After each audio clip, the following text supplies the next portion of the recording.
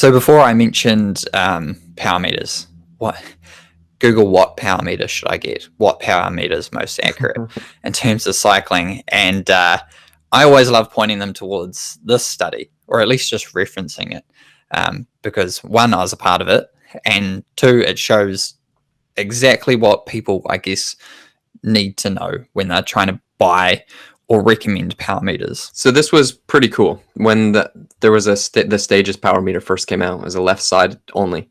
And I was like, there's no way that we can measure just left side only power and have an accurate measurement, right? Because we use two legs when we're pedaling, and there's no way we could have running power on just one foot. No way. We have two legs, we need it on both. So the Quark power meter measures in the chainring, then the Power Tap one, I don't even know if they exist anymore, that was in the hub. And we put all of these power meters on one bike.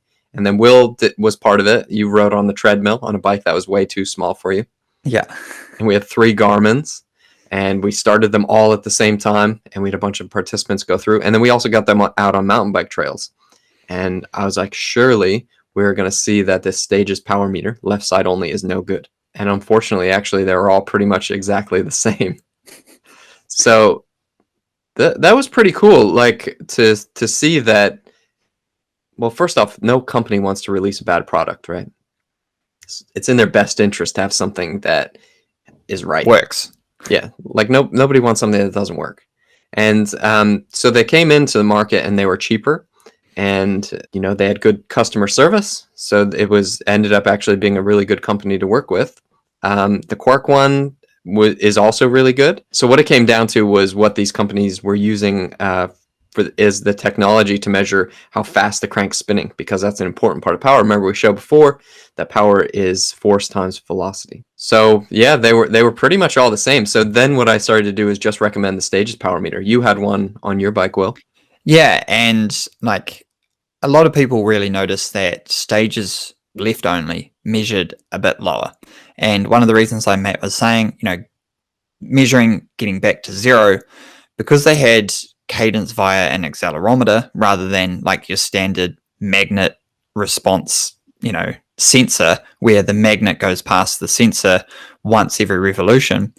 With an accelerometer, it was like the Stages is measuring power, or I guess RPM, cadence, all the way around the revolution.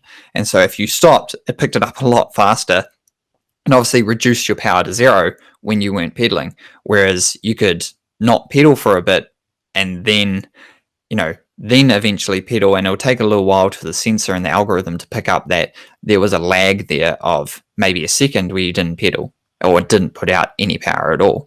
And so the Stages, potentially read a bit lower, but again, it read consistently against itself, but maybe not comparatively against Power Tap, which is in the rear hub. And at this point, all the power meters are pretty much using an accelerometer to measure cadence.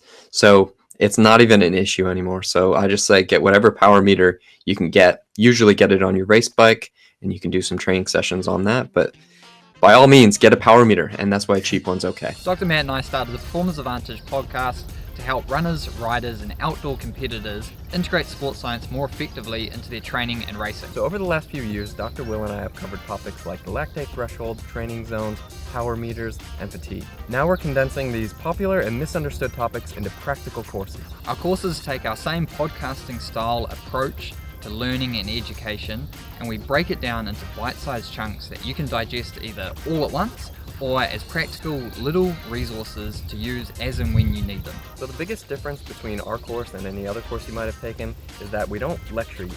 It's a conversation between Will and I, and we're explaining complex sports science principles in an easy to understand manner. Yeah, we also integrate how we use them on the regular. Our courses come with a certificate of completion, as well as a lot of takeaway resources such as training plans, scientific articles, and quizzes that you can do to check your progress along the way. Our sports science courses are available now.